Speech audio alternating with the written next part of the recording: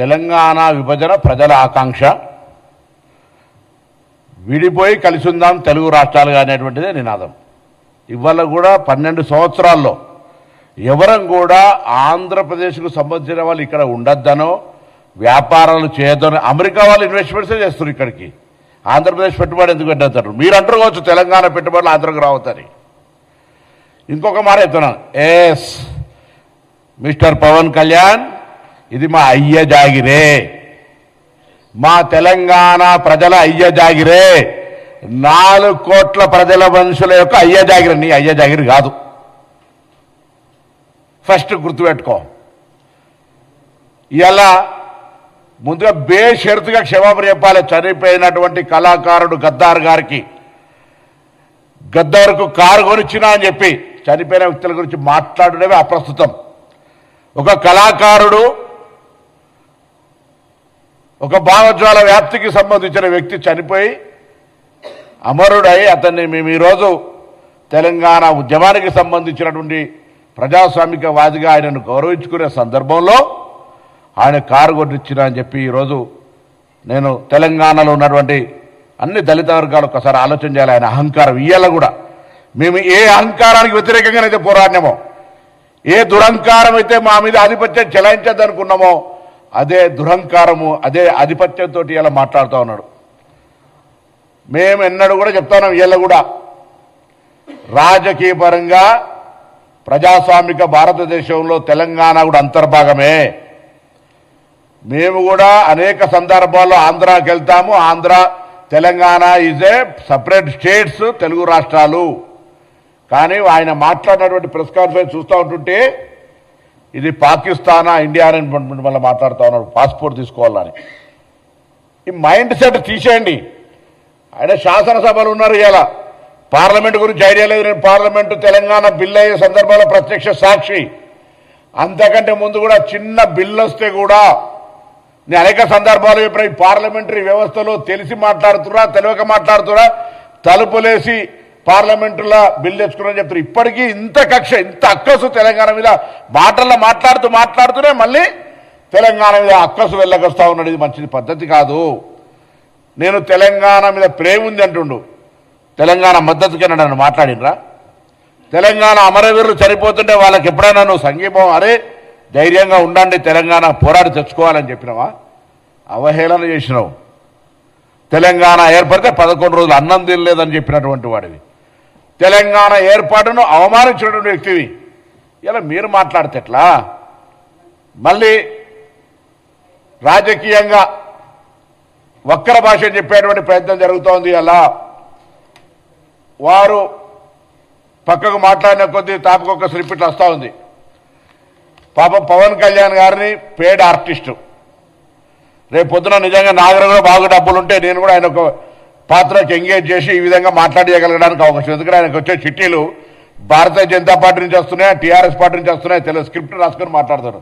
భావజ్వాల వ్యాప్తి ఉంటే, తెలంగాణ నరాన గుండెల్లో ఉంటే నేను ఎవరిని అవమానిస్తాను? ఆంధ్రప్రదేశ్ ప్రజలను కూడా. ఈవెన్ చంద్రబాబు నాయుడు గారు, తెలంగాణ ముఖ్యమంత్రి రేవంత్ రెడ్డి గారు వచ్చి కూర్చుంటే కూడా తెలంగాణ విభజన హామీలను సామరస్యంగా పరిష్కరించుకోవాలని మాట్లాడుకునేటువంటి అటువంటి వాతావరణాన్ని కలిగేసే ప్రయత్నం చేస్తూ ఉన్నాం. ఇక్కడ ఉన్నటువంటి వాళ్లకు అన్ని రకాలుగా శాంతి భద్రతతో సహా ఎక్కడ కూడా అవసరమైతే రాజకీయంగా ఇవాళ చాలా మంది పోటీ చేసి గెలుస్తూ ఉంటారు, ఎవరికి అభ్యంతరం లేదు. ఏమనంటే కొండగట్టుకు పైసలు ఇచ్చినండి, నీ అయ్యే జాగిరియా పైసలు? తెలంగాణ ప్రభుత్వం, ఆంధ్రప్రదేశ్ ప్రభుత్వం వస్తే ఇంకొక మాట మాట్లాడతారు, రానియరా తిరగనియరా. గత 4 నెలల కింద వచ్చినప్పుడు తెలంగాణ ప్రభుత్వం ఆయనను తెలంగాణ గెస్ట్గా ఇచ్చిన ప్రోటోకాల్ ఇచ్చి, అది మర్చిపోయి మాట్లాడితే ఎట్లా?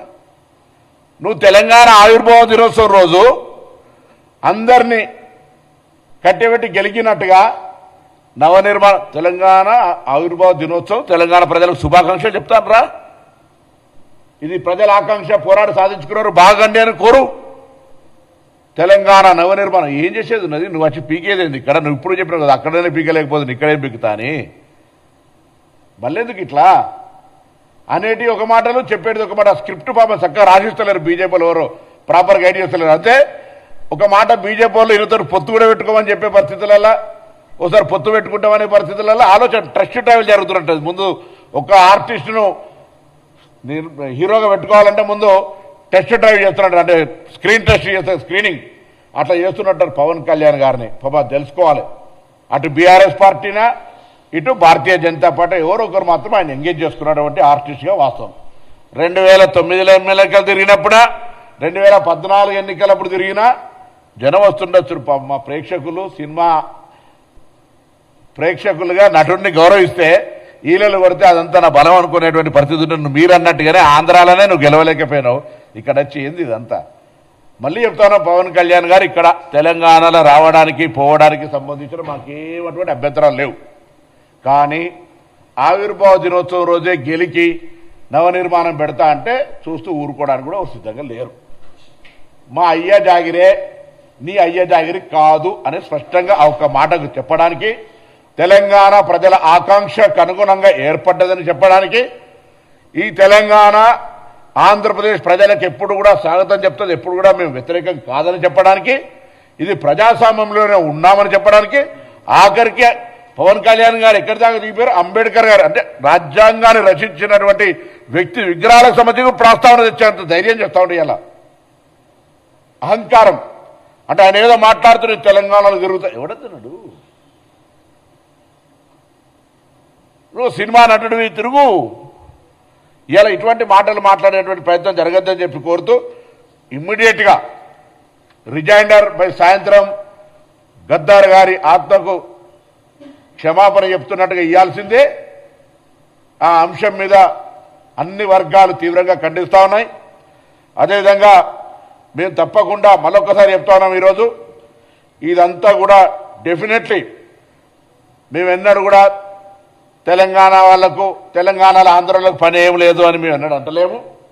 ఇది ఫెడరల్ సిస్టమ్, డెమోక్రటిక్గా ఇది హైదరాబాద్ లింగ్విస్టిక్ హెడ్ క్వార్టర్, అన్ని భాషల వాళ్ళు ఉంటారు, అన్ని వ్యాపారాలు ఉంటారు. ఎన్నడూ కూడా నేను హైదరాబాద్ ఇన్ఛార్జ్ మంత్రి చెప్తాను, నీకు ఇక్కడ ఏం ఇబ్బంది లేదు, ప్రొటెక్షన్ అందిస్తాం కానీ ఇక్కడ వచ్చి గెలుకకు అనవసరంగా తెలంగాణ ఆత్మ గౌరవాన్ని ఆ భావాన్ని రెచ్చగొట్టే ప్రయత్నం చేద్దని నేను కోరుతాను.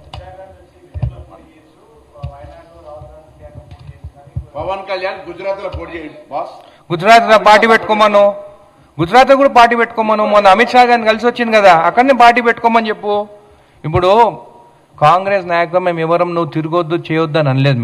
మేము ఏమన్నాము, తెలంగాణ వాళ్ళ నరదిష్టి కళ్ళు మంచివి కావు, అందుకే కోనసీమల చెట్లన్నీ చచ్చిపోతున్నాయి, బహుశా దానివల్లనే వాళ్ళు తెలంగాణ కావాలనుకున్నారని చెప్పి మాట్లాడింది ఎవరు? మేము ఎప్పుడు నేను రావద్దని, నువ్వు కూడా 2007లో తిరిగినావు నువ్వు, కానీ ఎవరి కోసం తిరిగినావు? అప్పుడు ప్రజారాజ్యం పార్టీ కోసం తిరిగినాం. ప్రజారాజ్యం పార్టీ ఎవరిది?